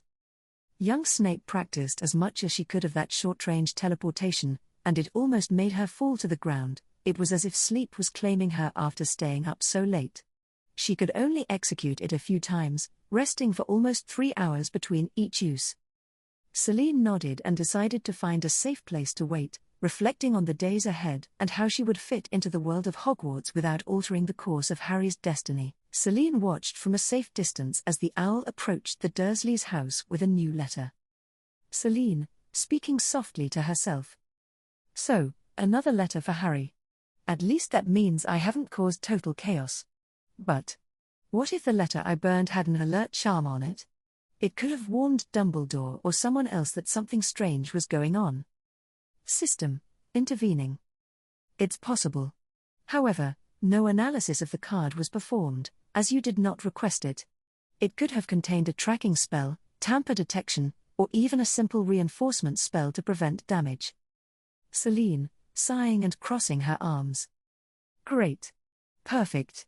A sneaky little witch who forgets to check if the object she steals has magical traps. Well, what's done is done. And what will happen? Well, we'll deal with it. System. That's a pragmatic approach. However, I suggest greater caution in future interactions with magical artifacts. Conducting a preliminary analysis would be advisable, especially if the objects are linked to figures like Dumbledore or Hogwarts. Selene, muttering as she hides herself better to observe the house. Yes, of course, preliminary analysis. I'll do it next time, I promise. Although, with my luck, Dumbledore must already be looking into some way to locate the culprit. System. It is unlikely that Dumbledore will act immediately. The continued arrival of letters suggests that the process is proceeding as planned. Your action does not appear to have altered the main events. For now. Selene, nodding slowly. That's a relief. Well, I guess now it's time to wait and keep an eye on things. I still need to make sure everything runs smoothly. While Selene remained alert for any strange movements, she mentally reviewed her resources and the spells she had practiced, preparing herself for any eventuality. Selene observed everything from the shadows, hidden with the magical stealth she had perfected over the past few days. Selene, thinking as she watched the chaos in the Dursleys' house. This is ridiculous. Vernon running around trying to stop the cards, Petunia screaming, and Dudley. Well, being Dudley. It's like watching a farcical play. But should I laugh or be annoyed that they're making such a simple thing so complicated? The days passed, and finally, just as Selene remembered, the letters flooded the Dursleys' house. The family, completely desperate, decided to flee. Selene followed them from a safe distance, floating stealthily onto the roof of the car when they were sufficiently distracted. Selene, muttering to herself as she secured herself with the luggage straps. Well, this is new. I never thought I'd end up as a stowaway in Vernon Dursley's car. But I guess it's better than trying to swim to that lighthouse in the middle of a stormy sea. The journey was long and exhausting. Selene endured the discomfort of the car roof, occasionally using magic to stay warm and prevent the wind from knocking her off. Finally, in the distance, she recognized her destination, a solitary lighthouse, surrounded by the raging sea. If they were rational, they would have stayed on land, but they chose to risk their lives boarding a floating wreck that had once been a ship. Selene managed to stow away thanks to her stealth and didn't risk flying. The wind was too strong. She simply waited to be the last to disembark, using the ramp. Selene, sighing as she looked around. A lighthouse. Because, of course, nothing says hide from magic cards like a lighthouse in the middle of nowhere. Well, here we are. Now I just have to wait and make sure things go as planned. As the Dursley family entered the lighthouse, Selene began planning her next moves. She knew that Hagrid's arrival would mark the next big step in the story, and she couldn't afford any mistakes. Selene watched the Dursleys' movements intently while maintaining her stealth. The storm raged against the lighthouse, but that didn't stop her. She decided to explore the place and quickly located an isolated room on the upper level, inaccessible because the stairs had collapsed. Selene, thinking as she floats toward the room.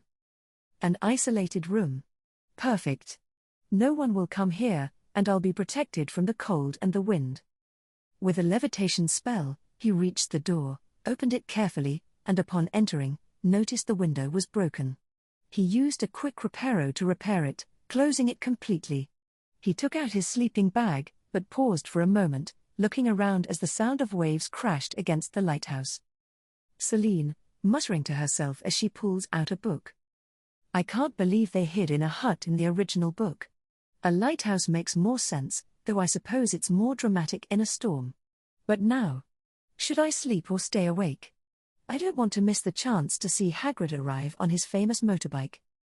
Selene decided to read to stay awake, choosing a text on basic transfiguration magic that she had exchanged days before. As the hours passed, her mind wandered. Selene, thinking as she reads. Riding Hagrid's motorbike would be unique. But I also have to remember why I'm here. I can't alter history too much, though. Perhaps I could make small adjustments without causing major problems. Hagrid, after all, is someone who might accept a magical explanation. The wind was still roaring outside, but inside the room, Selene was comfortable, ready for what was to come. The system lets you set an alarm mode, meaning if I go to sleep, you'll alert me if Hagrid arrives. The system replies, but there will be a small fee for that service. Tell me something I don't know, Snape responds curtly. That would be too much, the system tells her, and Selene wants to give it a scathing retort. Selene, curled up in her sleeping bag, let exhaustion overcome her as the system activated its alarm mode. Before closing her eyes, she had to accept the small cost of the service with resignation. Selene, is as absurd as fighting with an alarm clock. But if it works, it'll be worth it. Meanwhile, on the lower level of the lighthouse, Harry, with a mixture of sadness and hope, drew a cake in the dusty floor. His fingers traced the words "Happy Birthday, Harry," as the storm outside raged on. Hours later, the system activated its alert. A soft buzzing sound echoed in Selene's mind, jolting her awake. System, in a monotone voice. Alarm activated. Presence identified, a giant medium is approaching the lighthouse. Selene, blinking, somewhat disoriented. Half-giant? Hagrid. She stood up immediately, stretched a little, and looked out the restored window. In the distance, through the flashes of lightning, she saw a huge figure approaching, battling the wind and rain. He carried a large pink umbrella and something wrapped under his arm. Excitement and nervousness overwhelmed her. Selene, thinking as she quickly gathers her things. This is the moment. I'd better stay close, but without drawing attention to myself. I can't ruin this. She settled in to watch from the shadows as Hagrid made his dramatic entrance. She knew that what she was about to witness would be a pivotal moment in Harry's life, and she didn't want to miss a thing. Hagrid initially mistook Dudley for Harry, something Selene observed from the shadows while struggling not to laugh. Everything seemed to be unfolding as it had in the books until the half-giant, irritated by Dudley and the Dursleys' behavior, decided to take things a step further. With an improvised spell, in addition to the pig's tail, he conjured a pig's head for Harry's unfortunate cousin. The scene was as absurd as it was unsettling. Selene, whispering to herself. This definitely wasn't in the books. Or the movies. Good for Hagrid, I guess. As shouts and protests echoed inside the lighthouse, Selene floated stealthily toward the 1959 Triumph T120 Bonneville that Hagrid had left outside. The bike was a vintage marvel, but squeezing onto it next to Hagrid and Harry wasn't an option. So, improvising, she pulled a string from her magical bag and tied it to the bike's rear luggage rack. She secured the other end to her own waist, preparing to fly after them. Selene, thinking while adjusting the knots. This reminds me of Thor throwing his hammer to fly. Although I hope I don't end up just as dizzy. Hagrid and Harry left the lighthouse, and after a brief exchange, they climbed onto the motorbike. Hagrid roared the engine to life, and the Triumph sprang into action, cutting through the air with power and elegance. Selene, floating behind and held by the rope, felt the adrenaline surge through her body. The wind whipped against her face, and the sensation of speed was indescribable. Selene, thinking as she flew, this is amazing. Although I definitely need a better way to travel. Maybe a flying spell of my own? Or an enchanted broom. But more discreet. As they continued their journey towards Diagon Alley, Selene made sure to stay out of Hagrid and Harry's sight, alert to any significant movement or word. This was her chance to be close, but without interfering too much with the events that were destined to unfold. They flew quickly, and as they were approaching the ground, Selene released the amare. She didn't want to be dragged along the ground. Although it made her move away a little, it wasn't much. She decided to follow them stealthily, floating and propelling herself with the wind currents. It was better than trying not to bump into so many wizards, witches, and muggles walking in the street. Selene watched intently as Hagrid and Harry arrived in front of the imposing, twisted white marble building that housed Gringotts, the Goblin Bank. The bronze doors gleamed in the daylight, and the bustle of wizards and witches, who regarded goblins with undisguised contempt, mingled with the sound of hurried footsteps and lively conversation. Selene, floating stealthily and taking advantage of the subtle currents of wind she created and manipulated around her, gently descended near the building, making sure not to attract attention.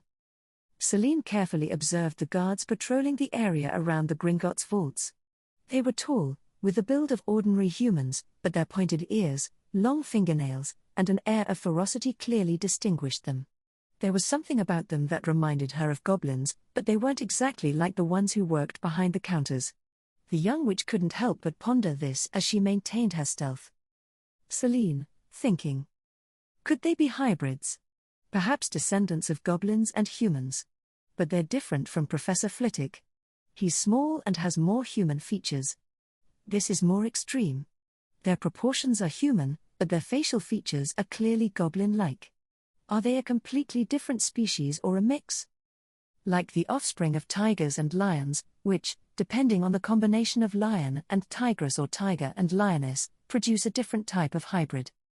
System, intervening in his mind. It's plausible that they are hybrids. Crossbreeding between species has been documented in many magical cultures. The result can vary depending on the dominant characteristics of each parent. Your comparisons with tigons and ligers are valid. In the case of felines, the sex of the parent determines many physical characteristics. Perhaps something similar occurs here. Selene, in a low voice, interesting. Perhaps a goblin with a human produces something like them. What would you call them? Goblins? Hume-goblins? What ridiculous names, right? System, in a slightly mocking tone. If you wish, I can help you generate more appropriate names based on etymology. Selene let out a slight smile, though her attention quickly returned to her objective. She couldn't afford distractions for long. However, curiosity still lingered in her mind. Selene, thinking. It would be interesting to know if these hybrids have unique abilities.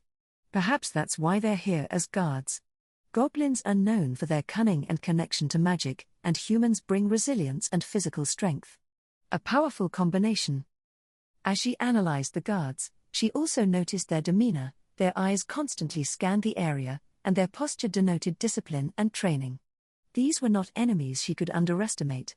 Selene mentally adjusted her strategy, making sure to avoid any direct contact with them. Selene, whispering to herself. Well, I'd better avoid them. I'm not here to experiment with their potential abilities. At least not yet. But the chaos might have senses that would render my stealth useless. Selene floated discreetly above the marble floor of the bank, fine-tuning her stealth as she watched intently. Her mind wandered through theories as the world around her continued its course. You know, system, Selene says, I remember a certain theory that says humans didn't originally have magic, but by having descendants with magical creatures they gained magical abilities. Selene, thinking. If I think about it, that theory doesn't sound so far-fetched. Humans and magical beings sharing more than just space. Interspecies crossbreeding? It makes sense. Perhaps wizards didn't always exist as we know them now. Maybe our magic is a legacy of those unions. Goblins, Velas, even other magical creatures. And what about giants? Although they're the result would be somewhat less subtle. System, intervening in a neutral tone. There are records in various magical cultures of humans gaining magical abilities after interacting with magical beings. Vela are a well-known example. Their offspring with humans often retain traits of both species, such as hypnotic abilities and an innate affinity for magic. In the case of goblins, the theory is similar, although their descendants tend to excel more in technical skills, such as crafting magical artifacts or having an affinity for metals. Selene, whispering. Interesting. But then, do pure mages not really exist? Perhaps we all carry some of those creatures in our blood. That would explain why some mages are more powerful than others. Closer to the original bloodline, perhaps.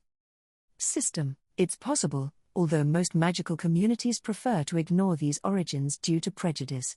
Even in the magical world, purism and elitism are recurring concepts. Those considered mixed bloods have faced discrimination from both humans and pure magical creatures.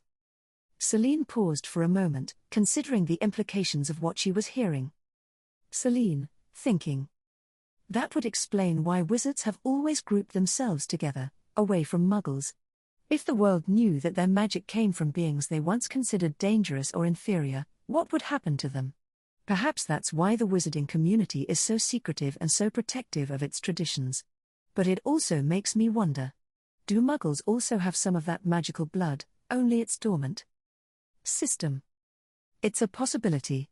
Magic can be a recessive trait or depend on external factors to manifest. Even those without apparent magic could carry latent traces in their lineage. Selene chuckled softly to herself. So, we're all half-bloods in a way. How ironic, considering what many mages think of half-bloods. It seems history is always full of contradictions. With one last glance at the guards and the bank's grandeur, he decided to refocus on his mission. However, the thoughts lingered in his mind, adding a more complex layer to his understanding of the magical world. Carefully, he continued his mission, leaving thoughts about hybrids for later, when he had time to investigate and better understand their origin and purpose. Selene, thinking. Okay, here we go. Everything I've practiced up until now has been for this. If I want to stay one step ahead and have the necessary resources, I need to make this work without getting caught. Keeping a safe distance, Selene watched as Hagrid and Harry entered the bank. She knew that, if everything went as she remembered, they would go first to the Potter's Vault and then to the mysterious Vault 713. It was a unique opportunity to put what she had learned into practice. Selene quickly reviewed her strategies, stealth, levitation, the illusion charm, and her newfound analytical skills. System, in her mind. Remember, Selene, goblins are incredibly perceptive. If you make a mistake, they'll notice it immediately. Selene, in a low voice.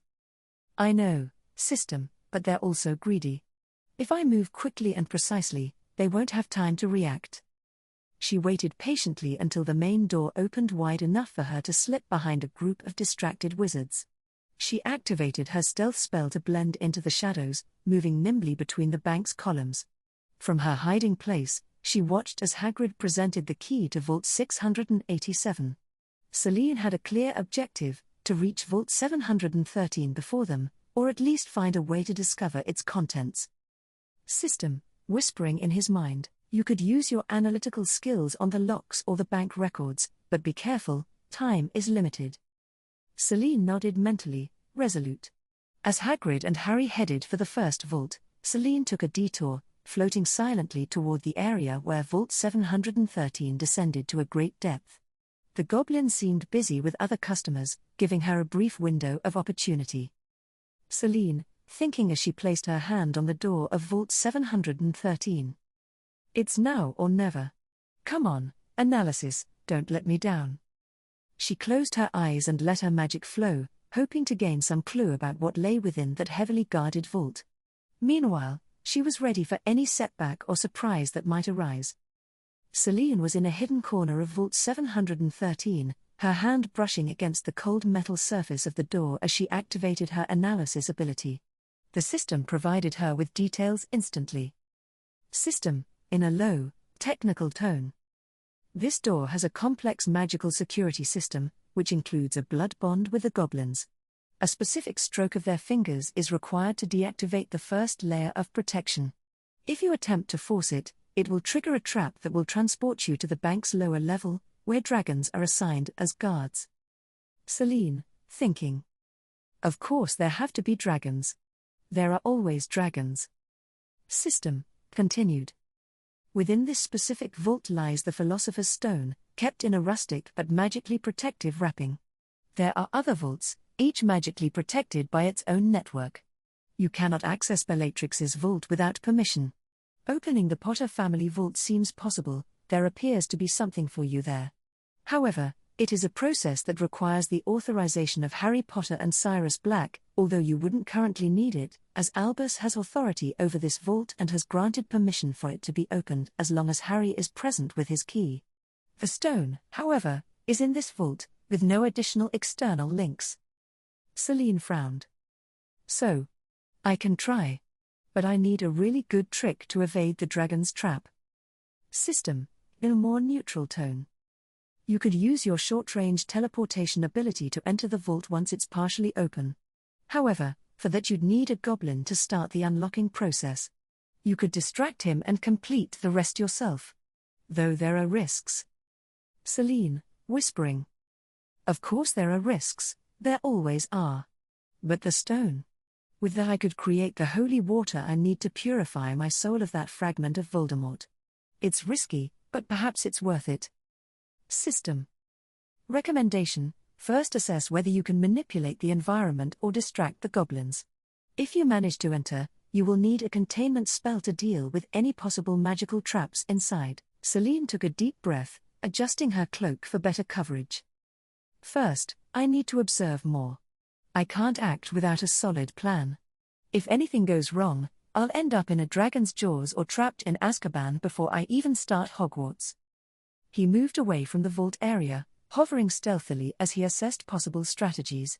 He had the knowledge, now, he just needed the right moment to act. And that was when the half-giant arrived. Selene moved nimbly, maintaining her stealth charm as Harry and Hagrid explored the Potter's vault. Seeing the stash of gold galleons, young Snape felt a flicker of envy mixed with sadness. But her attention was quickly drawn to something else, a small wooden box tucked away to one side, almost forgotten among the piles of coins. System, in a neutral tone. Target identified, magical moving photograph of Lily Evans Potter, registered among the personal belongings of the Potter family. Do you want to cast a levitation spell to move it? Selene, whispering as she concentrates. Yes, do it. But slowly. I don't want anyone to notice. The photo floated slowly toward her bag, sliding inside with a smooth, magical motion. Selene quickly grabbed a few more coins, justifying to herself that they would be necessary for her survival at Hogwarts. Selene, muttering. This isn't theft. It's a loan. Technically, I'm family. And when Harry and I are in a better position, I can pay him back. System, in a dry tone. Rationalization accepted. However, I suggest you step away before anyone notices unauthorized activity. Selene glanced over at Harry, who was still dazzled by the sight of so much wealth.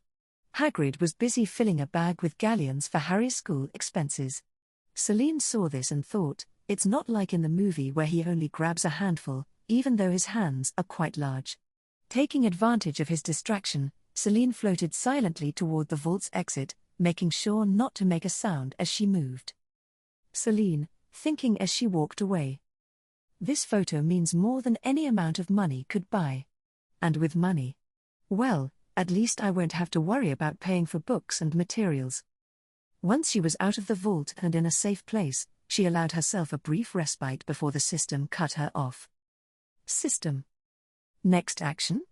I suggest you find a place to organize your acquisitions before chaos returns to this mission. Selene nodded, knowing that time was ticking and every second counted. There was no time to rest, as Hagrid moved quickly to where the Philosopher's Stone was, and when the door was partially open, Selene used her short-range teleportation ability to enter the vault. It still made her dizzy, but it didn't make her faint like before. She grabbed the bag, triggering a protective enchantment, and cursed herself for not having analyzed it sooner. But the system reassured her. Don't worry, you didn't activate it. You can open the bag. Selene took a deep breath as she examined the Philosopher's Stone she had just pulled from the bag. It was a raw crystal, a vibrant red, pulsating as if it had a life of its own. She heard the system confirm that her Evan's blood had allowed the bag to be opened without triggering any magical alarms. However, there was no time to relax. The sound of Hagrid and the goblin behind the door made her move quickly. System, in an urgent tone. I recommend using stealth right now. Your window of escape is limited. To obtain the formula for the stone and one of your own, you must break it and give at least one fragment in exchange. Selene nodded, striking the stone hard against the floor to break it into small fragments. Each piece fell into her magic bag as her mind raced, trying to figure out how best to use this resource. Without waiting any longer, she activated her stealth ability, floating into a dark corner of the vault just as Hagrid and the goblin entered. Hagrid, incredulous tone, was that noise from inside? What happened to the stone? Did it break? No way. It's the Philosopher's Stone. The goblin, carefully examining the remains. Impossible. The stone shouldn't break so easily. It looks as if someone has removed pieces of it. But there are no traces of anyone else having been here. While the two inspected the remains, Selene slipped out of the vault, floating silently down the corridor and blending into the shadows. The dizziness from the teleportation still lingered in her stomach, but she ignored it, focusing on leaving the bank undetected. System, in a slightly satisfied tone. Objective accomplished. You have secured fragments of the Philosopher's Stone. Now you can begin creating advanced or alchemical objects. Provided you have the necessary knowledge, of course. Selene, now outside the vault, whispered. That was too close. But I did it. Now I need a safe place to study these fragments before someone finds out what I've done. As she continued to float stealthily along the bank, she watched Harry and Hagrid from afar. Although her half-brother was unaware of her presence, Selene felt a strange connection to him. She wondered what he would say if he discovered what she had just done. Selene, thinking, I'm sorry, Harry. This isn't for me. It's for us. Nasha and I will need all the help we can get for what's coming. With that resolve, she floated toward the exit, ready for her next move. Selene tried to head for the exit at full speed, but the problem was that the imp in the vault decided to activate the alarm. Before she reached the main doors, they were closed and the guards began to move.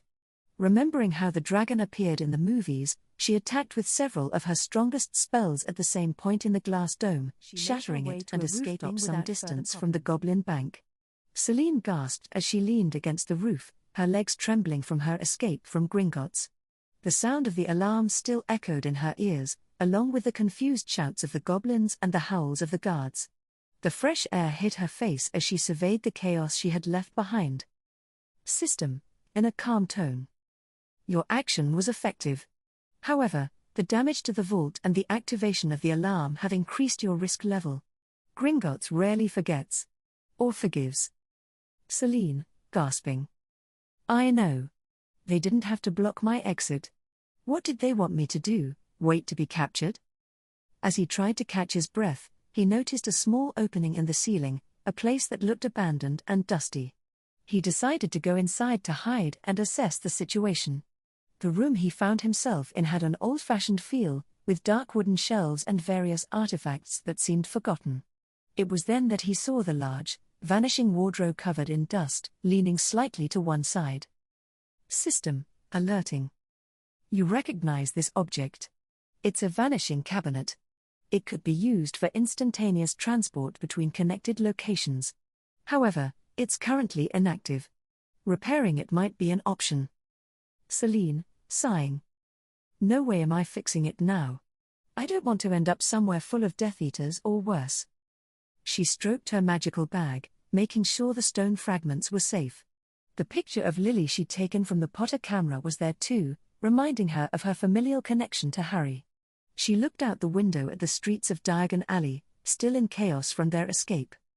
Selene, thinking. This was only the first step. If I want to survive in this world and protect what matters, I'll have to be more careful. System, sarcastically. And maybe plan your escapes better. How about a secret tunnel next time? Selene, rolling her eyes. That's enough, System. I'm alive, aren't I? That's what matters. He decided to stay in the hiding place for a while, waiting for things to calm down. In the meantime, he took a closer look at his loot and mentally rehearsed his next move. Well, System, I have what I need to obtain my version of the Philosopher's Stone, so I wish to have it now, Selene declared. Affirmative, the System replied. 3 fragments will suffice for that. Apply your magic to them by placing them in your palm and open the interdimensional market. Search for the State Philosopher's Stone, which the young witch did, and those fragments glowed, leaving a red marble-like appearance, according to her interpretation. Selene gazed at the small red sphere in her palm with a mixture of awe and caution. The stone, though the size of a marble, seemed to contain a moving ocean within itself, a deep red liquid that appeared to flow with a life of its own. It was both beautiful and terrifying. System, in a neutral tone. The State Philosopher's Stone is complete. Its properties are similar to the original, but its limits are adjusted to prevent irresponsible use. Immortality, for example, is not included, but you can transform basic materials into gold or create advanced healing elixirs. Selene, sarcastically. Great, because immortality only attracts trouble. And Voldemort's. Holding the stone, she felt a faint warmth emanating from it, as if it recognized its bearer. She decided to test it immediately, taking a piece of scrap metal from her magic pouch and focusing her magic on the stone as she touched the object. Slowly, the metal began to change, losing its rusty appearance and turning a brilliant golden color. Selene, smiling. It works. Now I can pay Harry back the galleons I took. Someday. System, interrupting. Remember that its use also has an energy cost. The State Philosopher's Stone feeds on your magic, so excessive use could leave you exhausted or vulnerable. Selene nodded, carefully placing the stone in a special compartment of her magical bag. She knew that possessing this tool was both a privilege and a responsibility. She promised herself not to use it impulsively and to keep it a secret, even from Harry. Selene, thoughtfully. With this, I have a little insurance policy in this world. But I can't stay still.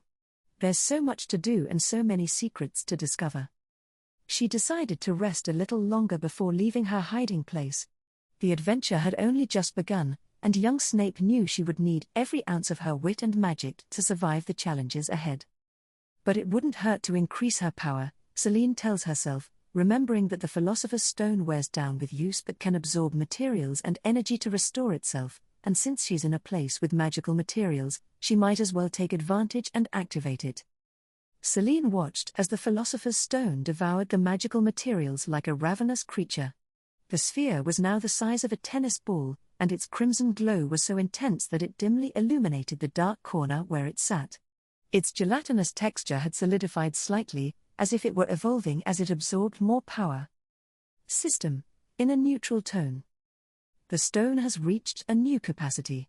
It can now store a greater amount of magical energy and restore itself faster. However, it remains susceptible to instabilities if it absorbs cursed objects or objects with overly complex dark spells. Selene, shrugging, well, it's not like I want to carry around a vengeful spirit or a 5-generation curse. That would be annoying. He bent down to inspect some objects he had decided not to use. There was an amulet that emanated an unpleasant feeling, almost like a whisper in his ear, and a dagger covered in dark runes that seemed to pulse with a life of their own. Selene, looking at the dagger. Not you. I don't want you to turn my stone into something Voldemortian. She set the other objects aside and focused on her enhanced stone. Now that it was larger and more powerful, she wondered how far she could take it. Could she create even rarer materials? Transform gold into something more valuable, like adamantium? The possibility thrilled and terrified her in equal measure. System, interrupting his thoughts. The stone is in an advanced state. It could perform more complex transmutations and expand its magical reach, but remember, each intensive use drains your energy. Also, a larger size makes it harder to conceal. Selene, touching her chin. Hiding it isn't a problem, I can always temporarily reduce its size. What worries me is what happens if someone else finds out I have it. Or if they try to take it away. System. You can establish a magical link with the stone. If someone else tries to use it, it simply won't work. Or it could backfire. Your choice. Selene, with a mischievous smile. I like the second option. If anyone tries to steal it, they'll learn a lesson. Holding the stone in both hands, Selene began to channel her magic to establish the link. The sphere shone with an even more intense light, and Selene felt a profound connection, as if the stone were now a part of her. Selene, looking at her creation. Now we're a team. Not bad for a day's work. She put the stone in her magic bag, pleased with the result, and prepared to leave her hiding place. She knew the road ahead was full of challenges, but now, with her new tool, she felt more ready than ever to face them. Now that I think about it, the system says, this vanishing cabinet isn't the same one the Death Eaters used to get into Hogwarts. That one was in Nocturne Alley. Correct, says the system. Could I know for sure where this one leads if it works? Selene asks, and the system replies, by a magical puppet and use its control mask to explore. Selene adjusted the magical mask that allowed her to synchronize with the puppet. Through the artificial eyes, she could see where the vanishing wardrobe led, a Muggle junkyard filled with rusty metal scraps, old appliances, and torn garbage bags. The smell was so intense that, for a moment, she was glad she couldn't smell it from where she was. Selene, frowning, a junkyard. Well, at least there aren't any Death Eaters on the other side. This could be useful if I clean the place up and camouflage it. Maybe I could even turn it into an emergency exit. System, in a neutral tone. The connection between the two cabinets seems stable. This cabinet in the Muggle junkyard is functional, but it would need maintenance if you plan to use it regularly. Selene, sighing. Of course, because nothing can be easy. At least it's mine now. With a flick of her wrists, she began to levitate the wardrobe in front of her, barely able to stay afloat, assessing how to transport it without drawing too much attention. She decided to place it in her pocket space to move it later, something that required a considerable amount of magical energy, but it was worth it since it would then be isolated and disconnected from its companion until the pocket space reappeared. System. Please note that when transporting the second cabinet from the junkyard, the portal will be deactivated until you restore it in another location. Selene, with a crooked smile. I know. But if I can move both wardrobes to strategic locations, I could have my own private transportation system. And that system would be great. He stored the first wardrobe in his pocket space and flew to the Muggle trash heap, which was easy to find and, luckily for him, very close by. There, he floated carefully so as not to step on anything unpleasant and located the second wardrobe. Selene, talking to herself. Well, here you are. What a shame no one appreciated you before. Now, come with me. With a levitation spell and some effort, she managed to fit the second wardrobe into her pocket space as well. Although she felt slightly exhausted from the constant use of magic, the satisfaction of knowing she had a new strategic tool kept her motivated. Selene, smiling as she rested for a moment. A trash can and an old wardrobe. Who would have thought this could be the start of something big? Hogwarts, here I come, but this time with a couple of tricks up my sleeve. With both wardrobes in her possession, Selene was already planning possible locations to place them, making sure that her personal magical transport network was discreet and efficient. Meanwhile, she decided to do some cleaning by activating her Philosopher's Stone, which made it consume all the trash in search of more materials. When she finished, her spherical stone was now a few centimeters larger, and she thought, without a doubt, magical materials are better for increasing her power faster, and she left to board a train.